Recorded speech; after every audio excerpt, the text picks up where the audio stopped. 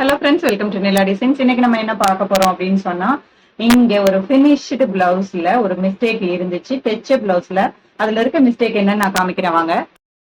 இப்ப பாத்தீங்கன்னா இது நம்ம வந்து யூஸ் பண்ணிட்டு இருக்க பிளவுஸ். இதுல வந்து என்ன ஆச்சு அப்படின்னு சொன்னா, கிளிப்பு மாட்டி கிழிஞ்சிருச்சு. கிழிஞ்சதுல நான் என்ன பண்ணிருக்கேன் அப்படின்னு சொன்னா, டி ஷேப்புக்கு கிழிஞ்சிருந்தது. அந்த டி ஷேப்புக்கு நான் டபுள் ஜிக்ஸாக் கொடுத்து, நான் வந்து என்னோட மிஷின் வந்து singer heavy duty, so double zigzag கொடுத்து நான் ஸ்டிச்சஸ் போட்டுட்டேன்.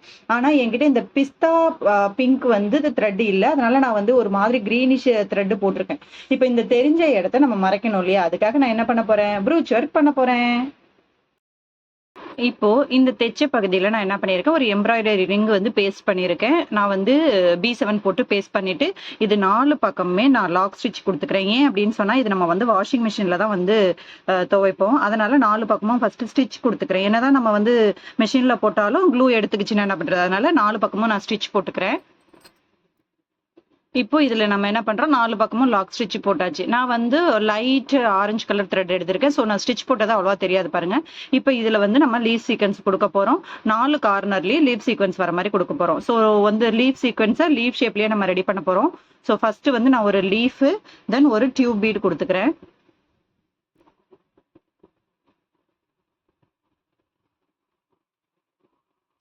ஒரு லீஃப் சீக்வன்ஸ், ஒரு டியூப் பீட் கொடுத்துக்கலாம். கரெக்டாக நமக்கு அந்த பிளேஸும் மறையணும், ப்ளஸ் டிசைனும் நம்ம மெஷினில் வாஷ் பண்ணுற மாதிரி இருக்கிறதுனால அதுக்கு கம்ஃபர்டபுளாக இருக்கணும். ஸோ இந்த மாதிரியே பார்த்துக்கோங்க. நீங்களும் ஹேண்ட் வாஷ் பண்ணுறீங்கன்னா ஓகே, இன்கேஸ் நான் மெஷின் வாஷ் தான் பண்ணுவேன் அப்படின்னா அதுக்கு தகுந்த மாதிரி பிளான் பண்ணுங்க. ஓகேவா? ஸோ அதே மாதிரி இந்த பக்கம் ஒன்று, சென்டரில் ஒன்று.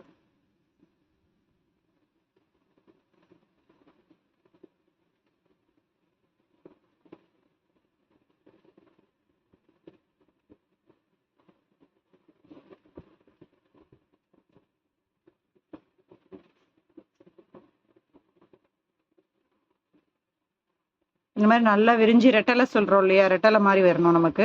அப்பதான் நடுவுல இன்னொரு லீஃப் நம்ம வைக்க முடியும். இப்போ இந்த ரெண்டோட சென்டர்ல இருந்து எடுத்து சென்டரா ஒரு லீஃப்.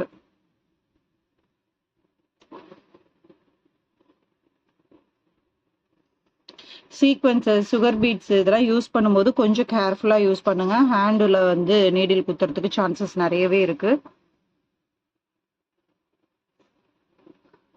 கரெக்டா அப்படி வச்சுட்டு இது ரெண்டுக்கு நடுவுல இருக்க மாதிரி வைக்கணும். இந்த சீக்வன்ஸை வச்சுட்டு நம்ம வந்து கரெக்டா அதை இன்சர்ட் பண்ணிடுறோம். பார்க்க சூப்பரா இருக்கு பாருங்க. மெஷின்லயே நம்ம வந்து போட்டோம்னா ஒன்றும் பண்ணாது. ஸோ இதே மாதிரியே இந்த லெஃப்ட், ரைட்டு, டாப் 4 பக்கமும் 3 பக்கமும் மீதி இருக்க 3 பக்கமும் பண்ணிடலாம். ஸோ இப்போ பார்த்தீங்கன்னா அழகா 3 பக்கம் 4 கார்னர்லையுமே நான் லீஃப் ரெடி பண்ணிட்டேன். இப்போ சென்டர்ல இருக்கிறதுக்கு வந்து நம்ம வந்து ஏதாவது ஒரு கொடுத்துக்கலாம். நான் வந்து இந்த மாதிரி ஃபிளார் சீக்வன்ஸ் தான் கொடுக்க போறேன். ஸோ எத்தனை கொடுத்தா அந்த நடுவில் இருக்க த்ரெட் வந்து தெரியாத இருக்கும் அப்படின்னு சொல்லி பார்த்துக்கோங்க. ஸோ நான் இந்த மாதிரி ஸ்லாண்டிங்ல கொடுக்க போறேன். ஸோ ஒரு 4, 6, 5 தேவைப்படும் நமக்கு. ஸோ நான் இப்போ வந்து ஃப்ளார் சீக்வன்ஸ் தான் நான் கொடுக்க போகிறேன். ஸோ ஃப்ளார் சீக்வன்ஸுக்கு எட்ஜஸில் வந்து நம்ம லோரியல் கொடுக்க போகிறோம். ஸோ கரெக்டாக இந்த ரிங்கோட எட்ஜிலேருந்து நான் நீடில் எடுத்துக்கிறேன். எடுத்துக்கிட்டு ஃபர்ஸ்ட் ஒரு ஃப்ளார் சீக்வன்ஸ் கொடுக்குறேன். அந்த ஃப்ளார் சீக்வன்ஸுக்கு மேலே வந்து நான் வந்து லோரியல் கொடுக்க போகிறேன். ஸோ 2 இல்லைனா 3 பீஸ் கொடுங்க. அப்போ தான் நடுவில் அது போய் நிற்கிற மாதிரி ஹூக்கு மாதிரி வந்து நல்லா இருக்கும் ஃபினிஷிங் பார்க்குறதுக்கு. ஸோ நான் 3 பீஸ் கொடுக்குறேன். சாரி, 2 பீஸ் என்ன, 2 பீஸ் வந்து நான் கொடுக்குறேன் லோரியல் கொடுத்து. இங்கே பாருங்க, இந்த ஃப்ளார் சீக்வன்ஸ் வந்து ஸ்லாண்டிங்ல இருக்கணும். உள்ள அப்படியே படிமானமா கொடுத்துறாதீங்க.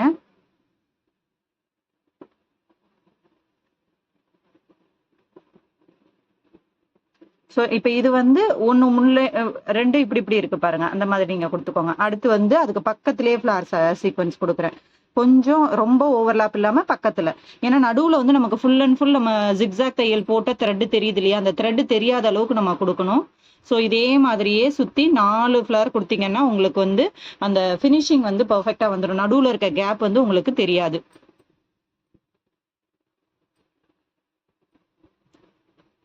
அதே மாதிரியே இங்க பாருங்க, அந்த மாதிரியே ஸ்லாண்டிங்லயே தான் வைக்கணும். ஸ்லாண்டிங்ல வச்சு நீங்க கொடுங்க. ஓகேவா? இன்னும் 2 ஃப்ளவர் கொடுக்கலாம். இந்த பக்கம் ஒன்று, இந்த பக்கம் ஒன்று. இப்போ நான் பிடிக்கும் போது இந்த மாதிரி கைக்குள்ள விட்டு இப்படி பிடிச்சிக்கிறேன். அப்போ எனக்கு பிடிக்கவும் வசதியா இருக்கும். ஸோ இது வந்து சின்ன ஒர்க்கு தான், அதனால நம்ம வந்து ஃப்ரேம் ஃபிட் பண்ணணும்னு அவசியம் இல்லை. கை மட்டும் பத்திரமா பார்த்து நீங்க ஸ்டிச் பண்ணுங்க, அவ்வளவுதான். ஸோ இதே மாதிரியே மீதி நான் 2 சீக்வன்ஸையும் நான் ஸ்டிச் பண்ணிடுறேன். இப்போ இதை சுத்தி நம்ம லோரியல் கொடுத்துட்டோம். நடுவுல ஒரே ஒரு கேப் இருக்கு இல்லையா, அந்த சென்டர் கேப்லயே இன்னும் ஒரு 2-3 லோரியல் கொடுத்துட்டோம் அப்படின்னா அந்த தாமரை பூல வந்து நடுவுல மட்டும் மகரந்தம் நிறைய இருக்கும் இல்லையா, அந்த மாதிரி ஒரு லுக்கு கிடைக்கும் நமக்கு.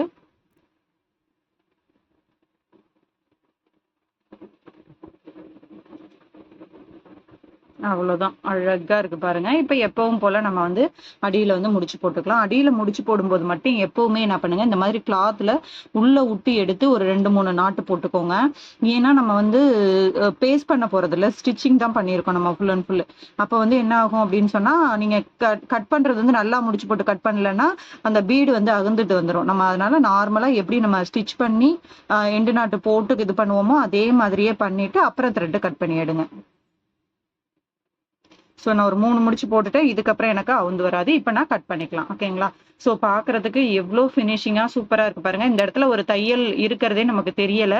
அழகா ஒரு பேட்ச் ரெடி பண்ணி நம்ம ஃபிக்ஸ் பண்ண மாதிரி இருக்கு பாருங்க. தேங்க்யூ.